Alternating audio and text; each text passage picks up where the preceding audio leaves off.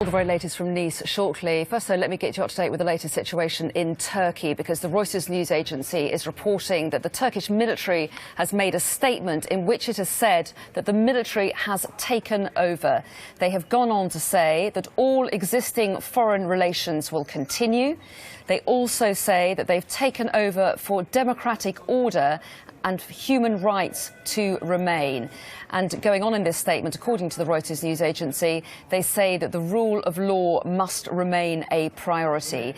These news wires coming in all the time, so I'll keep a close eye on that and try and update you to see if that statement is continuing as we speak. But to give you some context, the pictures you're seeing on your screen there are from local Turkish broadcasters showing military vehicles at various locations in Istanbul and Ankara.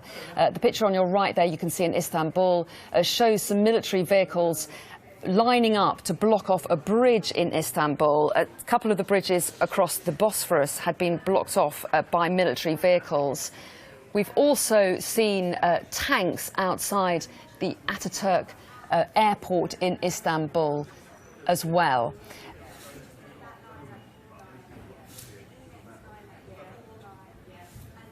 I'm told now that I can speak to Dorian Jones, who's a journalist in Istanbul. And Dorian, first of all, explain to us exactly where you are, so you can tell us where you're giving us a view of Istanbul. What's your location at the moment? Well, I'm in the centre of Istanbul, in fact, in the gardens of the British consulate. There's been a major function here tonight. And in the last hour or so, news started breaking of this apparent attempted coup attempt. We understand that the two bridges across the Bosphorus, which divide Istanbul, have been taken over by the military and closed, although we are hearing reports that one of the bridges has now been opened. Tanks, we also understand, have been deployed in various parts of Istanbul, and there have even been reports of clashes between the police and the military. The Prime Minister, Binali Yildirim, has been on television declaring that there is a coup attempt by what he calls illegal factions of the army, who he said will be brought to account and severely punished. And he has made a call for all police to return to their positions. So it does appear that there is shaping up to be some kind of confrontation between the army and the police. There is also reports that the military police have disarmed the police that are protecting the presidential palace. There has been no word from the Turkish President, Recep Tayyip Erdogan, since these events have unfolded. The military, in a statement, have declared that they are taking over the country. At the moment, the situation is very chaotic. There's reports of gunfire in both Ankara and in Istanbul. Do we know where President Erdogan is at the moment? There is absolutely no information about his whereabouts, or we've heard nothing since these events have unfolded. This will undoubtedly be a concern for his supporters. He is undoubtedly the most popular political figure within Turkey, but undoubtedly the fact that he hasn't spoken, even by telephone or given any information, will be an ominous sign for his supporters, although the Prime Minister has spoken on television. And what's the situation like on the streets at the moment? Is it quiet? Are people staying at home? Well, I mean, it's very difficult to say, because at the moment I'm in the British consulate. People are saying not to leave the building at the moment. I'm hearing a lot of sounds of car horns, and there's been police helicopters flying overhead. It's unclear what they are doing at the moment. But I mean, speaking to various friends across the city, they are describing, some of them have reported, they said they've heard gunfire on the street. People are just rushing to get home. There are even unconfirmed reports that a curfew is being enforced in Istanbul, although I do stress that hasn't been confirmed. And why might part of the army, which is how the Prime Minister has described it, hasn't he? He's talked about a faction within the military. Why might they want to overthrow President Erdogan? What is the relationship like between him and the military?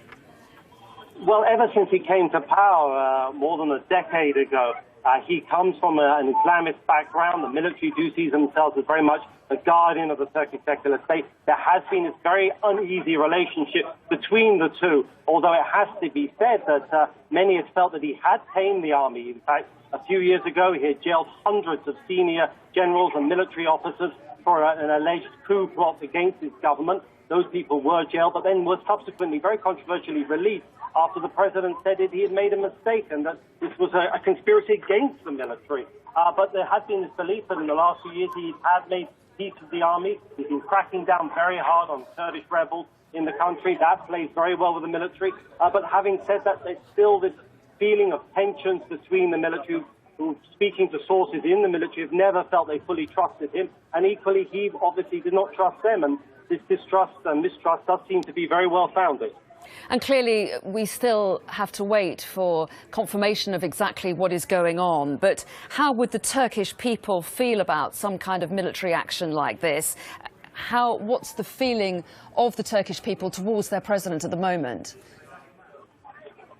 Well, I mean, Turkey is an extremely deeply polarized country. In fact, it's split almost right down the middle. I mean, there is half the country, around 50%, 45, 48%, who passionately supports the president. He did win the presidential election a couple of years ago, and many of his supporters are fanatically supportive of him. And they see him as a great reforming figure. He's a man who has made Turkey great, turned the country from the sick man of Europe economically into a powerhouse, and he is seen as, among those supporters, arguably the greatest Turkish political figure of the 20th century and this century too. But equally, the other side of the country equally absolutely hates the person, and hate isn't too strong a word. They see him as a person who's increasingly becoming a dictator, who crushes his opponents. Anyone who speaks against him are jailed or prosecuted. Journalism, media freedom. Turkey does have one of the worst media freedom records in the world at the moment. They cite this as evidence of him becoming increasingly dictatorial and authoritarian. So the country is split down the middle, and this will cause a great deal of concern about how the country will react to this. Turkey has a long history of military interventions. The military took over in 1960, 71, 80, and did a kind of military takeover in the 90s as well. So there is a long history of military intervention, but there was the hope among many in society that those days were over. But with this polarization and fears among at least half the country, it appears that the army feel that they do have the support of at least a large part of the country. How that will play out in the next few hours and days will be very unclear.